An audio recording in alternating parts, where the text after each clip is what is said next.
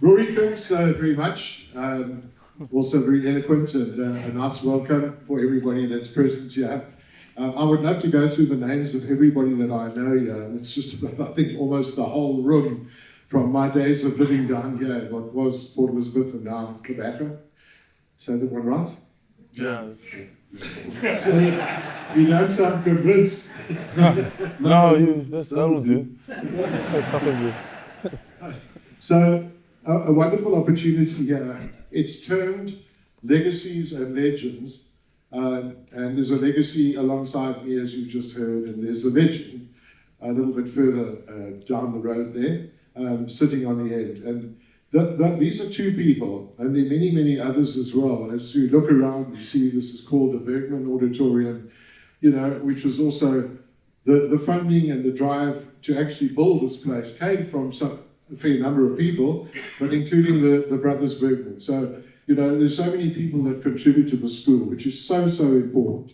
And certainly was important for all three of us and the many people that are here that actually played or that went to the school.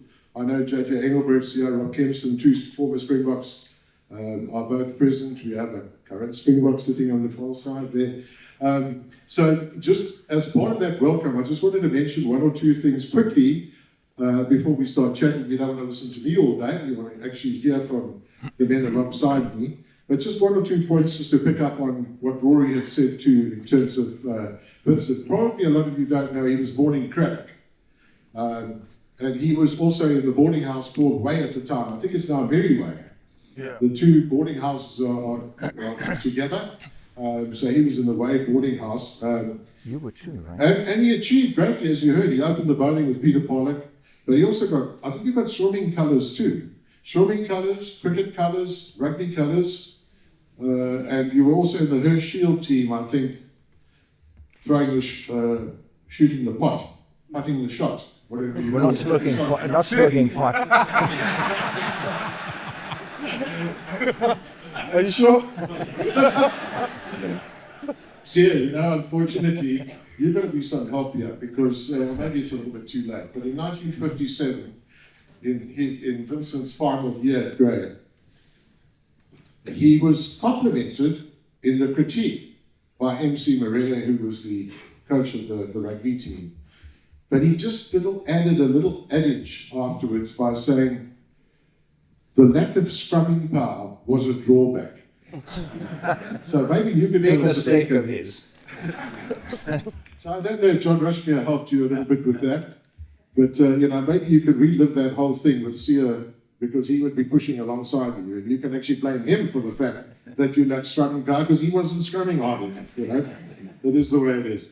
And then your career, obviously as a chartered accountant studying at the University of Cape Town, and your career in investment banking has been very special. But you know, one thing my maternal grandfather always said to me, one of the most important things in life is to leave a societal legacy with anything that you do. Nobody's going to ask about anything else.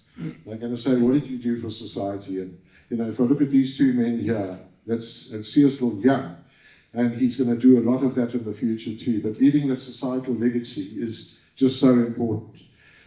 Vincent launched the Great Bursary Scheme. I've called the school bursary scheme, and Siya was the 75th recipient thereof at the time. Okay, and then quickly, Siya, I think we know everything about Siya, but just to mention that he was born in Sweden, and we all know that, down here in Tobacco, and having played in South Africa and France. Essentially, that's where his rugby career has been. It started a long time before that with the African Bombers. I think I'm right in saying. I think he was a prop at the time. He was a little bit of a chubby hunk. And he's a bit of weight. Sort him out. And of course, the Springbok captain in the last two World Cups that we won. Played in another one too. So it's a very, very special time for Siya, you know, with his, at the moment, 98 caps for the Springboks. And, you know, reaching the milestone of 100 is really quite special. So we wish you well with that. And hopefully it happens this year too, depending on the choice of, you know, whatever's needed there. So, but Siya, the last two things, obviously, the Phillip Field was renamed the Kolisi Field, which is a great honor. And it's a wonderful thing for you to have behind your name, but also the National Order of Ikamanga that the government offered to you for your contributions to rugby. And just to add that to it, a lot of people don't know about that, just how important those things are in life. And all, in fact, taking things forward as best as they can. Okay, let's get these guys talking. So, please just tell me a little bit about this lack of scrumming power, Vincent.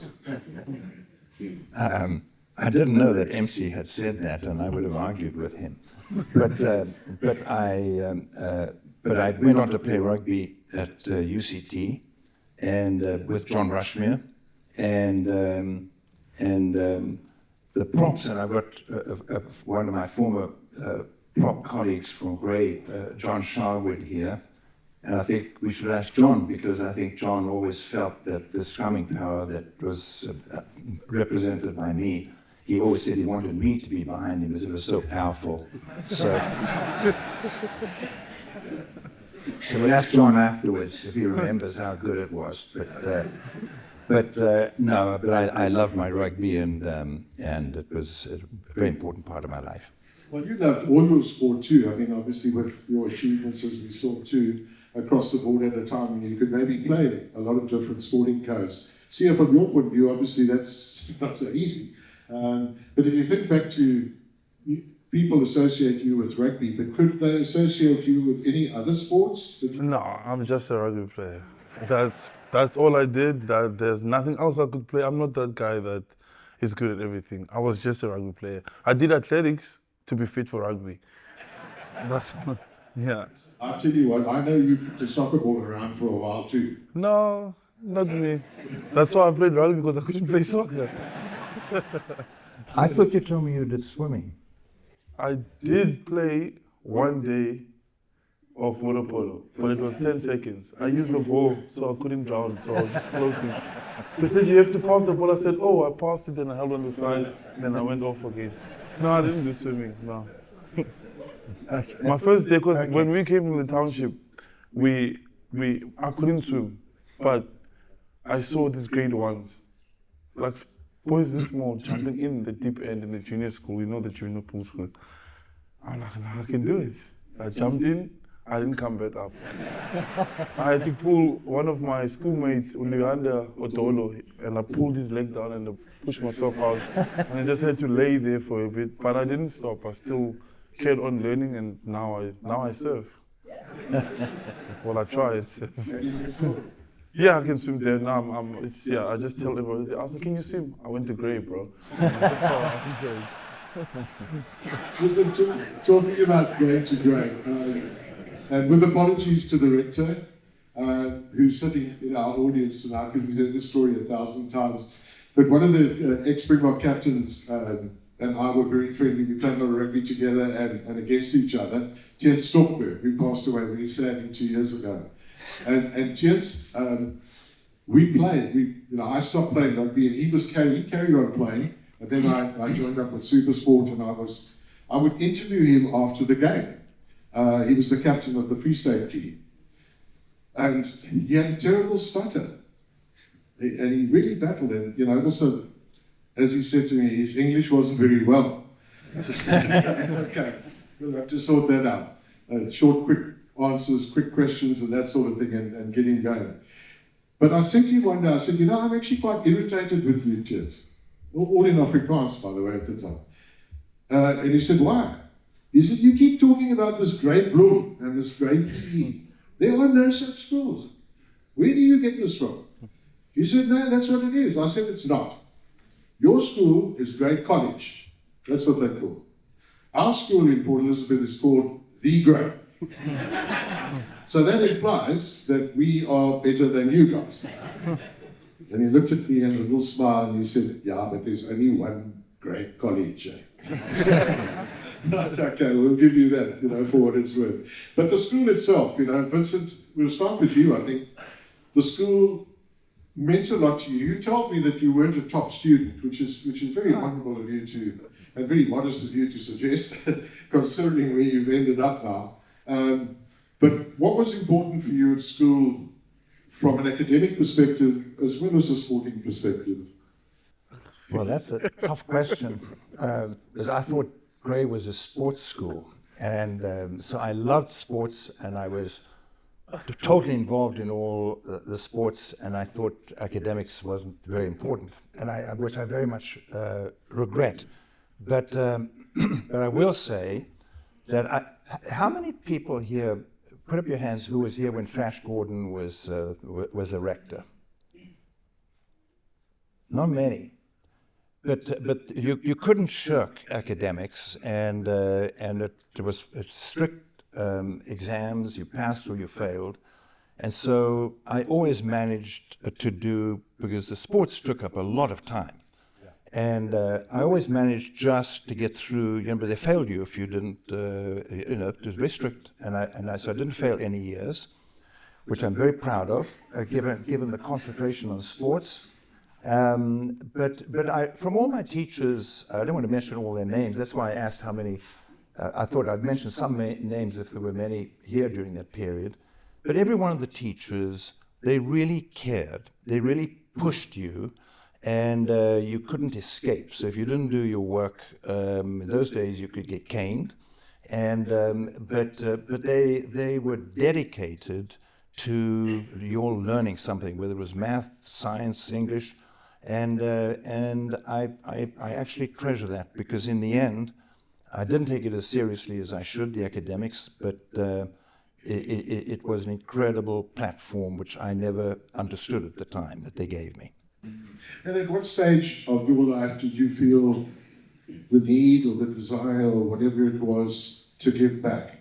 Like you've done, of course, with the bursary schemes, amongst many, many other things. Was that an integral part of your life, even when you were at school, or did it come to sort of fruition post-school? No, it came. It was not an integral part of when I was at school. But as I got older, I realized how lucky I'd been in so many different ways, including going to this wonderful school and having a great family. And I left South Africa, but when they had the whole political change in South Africa, with releasing Mandela and the whole launch of that new South Africa, I was living in America, and I thought I had such a good education here and such a good experience, and I knew Grey, and I knew I had a great education here, and so I thought, well, what can I do to give back?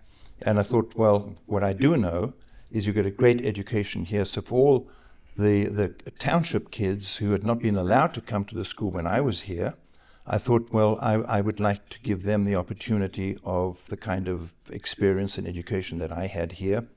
So it was post Mandela, and then every year I in the school picked the kids, and I've been doing that ever since, and still do. But it started with wanting to, I believe strongly in equal opportunity for people. And I wanted to give those kids the opportunities that I had. Well, that opportunity came your way, Siya, as the 75th recipient, and that's quite substantial too. Did it mean a lot to you at that point in time? How did it feel being approached, and who was it that approached you and said, look, this is what you could do. You could go to this school. And what was the sort of the dynamic around that? We played on the 12th week as the EP, and I was in the B team. So I was in the B team for the 12th week, and there were three of us from our school, and Grey wanted the two other boys. And I just recently found out from Mr. Adakis that I was very small. I had malnutrition, so I wasn't like a big boy or anything like that. So they wanted the other two, and then Mr. Erickson Gwitli, who was my coach at Msengeni, forced Grey to basically take me, says, you gotta take the other one too. And then the school found some funding, and then I was part of the three. And when I left, like it's a 15-minute drive, I think, at most, to come from Zwide to come to here. And I remember where I grew up in Zwide, like I would say my dreams were very limited because of the circumstances that I was in, and the cool people that we saw, for me, I'm not talking about everybody, we're all different as kids. Like the taxi drivers and the gangsters that I knew were the cool people, and that's the kind of people that we kind of looked up to. And then when I came here, and then obviously the school, the field at African Bombers was patches of grass, and then it was full of thorns. And actually there's two girls here, Pumes and Abo. We actually used to train against each other, and they were bigger and stronger than us. Obviously they would put us in our place because we were 12 then, and we all trained together. They had boots, we were going barefoot, but that's what also taught me a lot, that, we didn't complain, we used what we have, and that's the kind of community that I came from. But then when I came here and I drove in with my mom, no English. I had no English whatsoever as well. And we drove in front of the school to turn in, and I saw the green grass. First thing I thought, I'm just gonna be nice to be tackled here. But the carpet is a great opportunity. And then I just saw the building. The school is very beautiful. And I looked at the building, I was like, there's no ways that I can't become whatever I wanna be. Just that drive alone, before I even started speaking or seeing anything else. And then the 3 meals a day, and the ones that we go out and break as well, that small stuff. I remember going to junior school, came in, they gave me my clothes, I got a pair of socks, and I was freaking out. The other kids were looking at me funny, and then they told me this is my bed, because I used to sleep on the floor. That was another big change for me. And then I got a toothbrush, because sometimes we didn't have a toothbrush or toothpaste, so we would use, when you break a brick, and then it's like, soap. We just take the soap and use that. So those things that were normal to everybody else, to me, it was like a big thing, and from then on, I kind of said, it's up to me to determine what my life is going to be, and this is the opportunity that I have. And and Mrs. McIver is actually here. I couldn't speak a word of English. I remember at break time, the first break at school, and we were standing, the three of us. Now all the other boys are keen, who are these boys? As soon as they come, it was our white school boys. We ran because there was no English. We ran away from school until we're like, okay, we have to speak, and then we spoke our broken English, and then Mrs. McIver was our English teacher. In the township, I was the top 3 smartest students in my school. Then I got here. That's the difficult part about it. I felt so stupid and I felt so useless because the language barrier was too difficult. I actually had to be pushed through the first year, but then I picked it up. So there are a lot of amazing things that this opportunity had, but there was a lot of difficulties. Well, the one guy struggled. He couldn't make it through, and he was our best sportsman. But that's why I'm so honored that I actually got to meet Uncle V.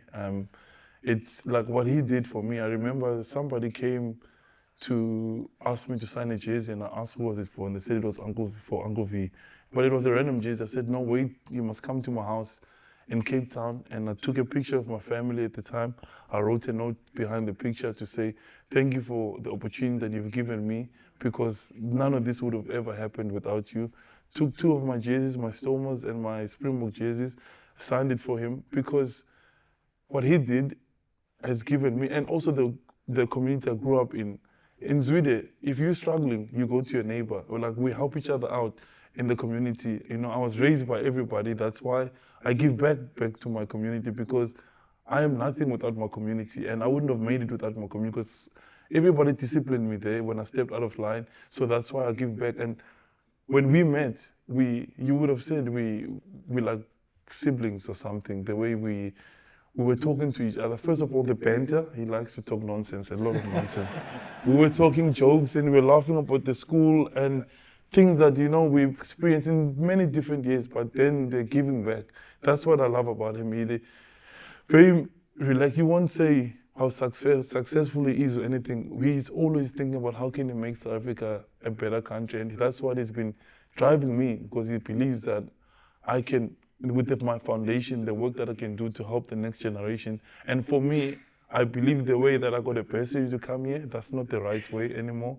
We need to give resources back to the community, because most of the kids don't want really to come. It's nice in the township. It's very nice. It's like we play in the street, it's cool, but we just want a choice. And that's what I want to give the kids. I don't want them to have to come to grade to make it. And it's all because I'm inspired by him and obviously my community as well. Now that's wonderful, Siya. I mean, we just want to clap hands and just love to hear that. Thank you. Thank you.